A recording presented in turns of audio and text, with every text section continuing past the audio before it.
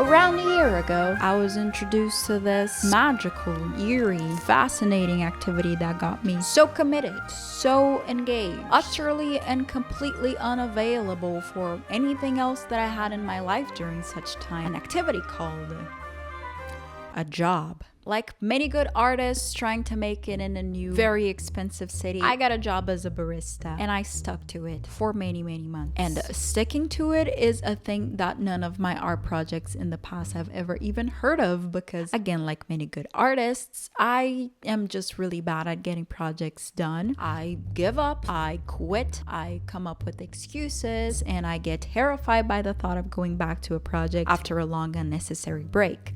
Yet, here I am. After having dedicated over 1,500 hours of my life to a job and a company I don't particularly get much more from other than a not very good monthly wage. I was never late, I never skipped days, I showed up and I did my job well.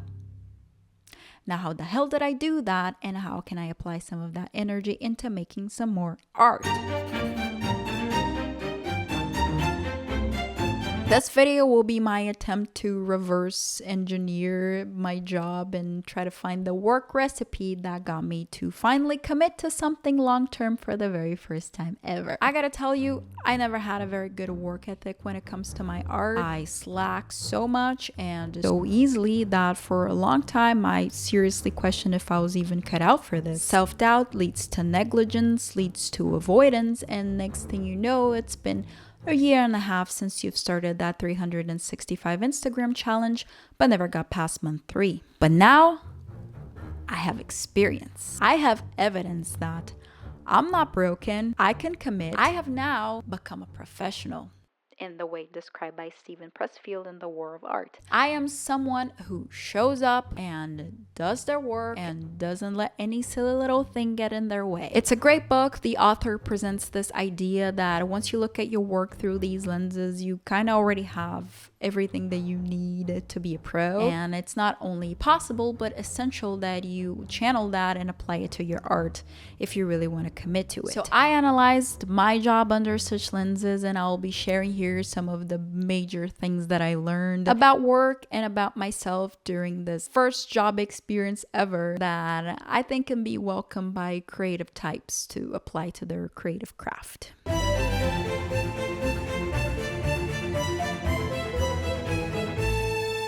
I am talking about the C word, commitment. I am talking about that D, discipline. How do you make something stick? By dedicating yourself to it.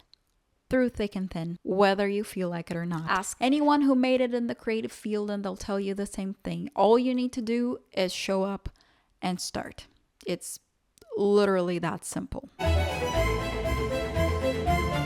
But the thing is that each person operates so differently, and the people we look up to probably just found a method that works well for them, that gets them to show up every day, because showing up really is the hardest part. Different methods will work for different people. I personally experimented with a few in the past, but I realized that at my job, the one and only method that surprisingly yet quite effectively got me to show up without excuses was negative reinforcement. According to psychology, negative reinforcement happens when a certain behavior keeps a certain negative situation from happening, therefore contributing to reinforce that behavior, making it more likely for it to happen again. In other words, you act in a certain way to avoid something negative from happening, and since the thing doesn't happen, next time you're more likely to act in the same way. And I just work really goddamn well under negative reinforcement because I avoid conflict like the plague, and I would prefer to go out of my way to prevent something bad from happening than having to deal with it, because I don't want to have to deal with that. And in my work, I just thought, I don't have a choice. I am forced to show up, because if I don't show up, bad things will happen.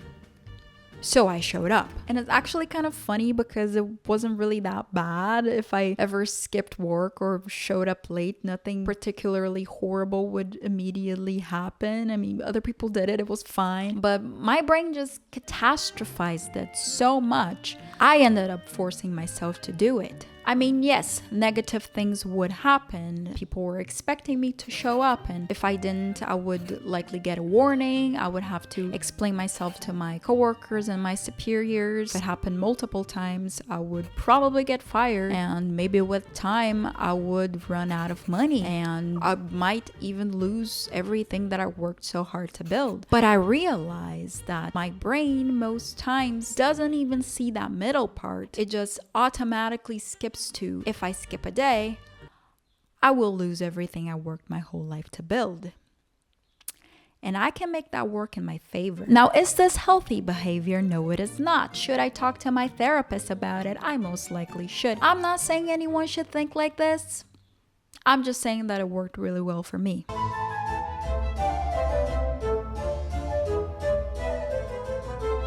With that in mind, I started to see how so many of my struggles with creative projects can be really boiled down to not having that thing that forces me to show up, because it's just really easy not to do so. I don't have any real immediate negative consequence for slacking, especially not one that even the thought of makes me not even consider slacking. No one is really keeping tabs. I wouldn't have to explain my behavior to anyone. It wouldn't leave me broke and with nothing to show for myself, right?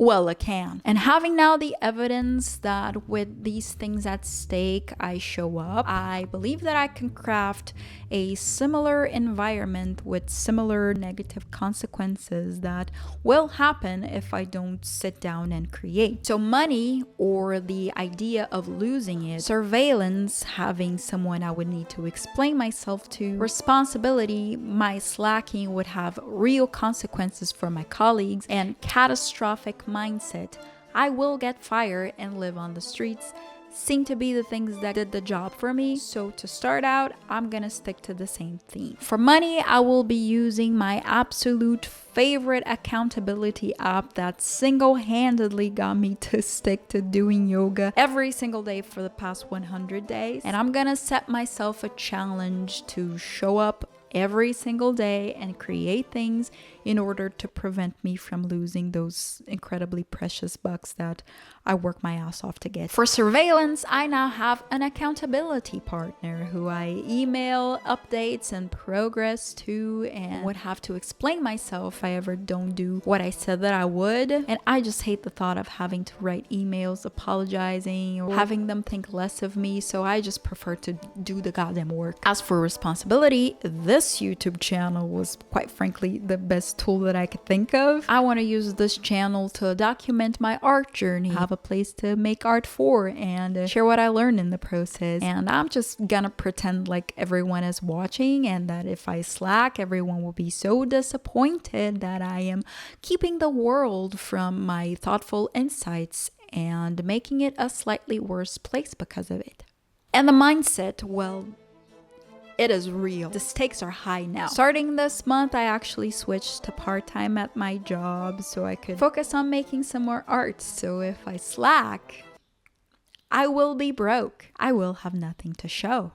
I will have to give up on my dreams, and I will forever suffer because of it. Now, how's that for a reason to get started? Thank you so much for watching. I'm sorry for ending things on such a negative note, but negativity gets done for me, man. I know you can't go on with just negativity, but starting with it doesn't seem bad at all. So for now, I'm just gonna focus on showing up. When I was hired, I didn't know how to do my job. I learned that by being there and trusting the process. And I know that it can be the same thing with art. And I do have a growing list of little insights that I got from a cafe gig that I think can be smoothly sprinkled over art to make it stick this time. And, you know, here's to hoping that it actually will. For you and me both.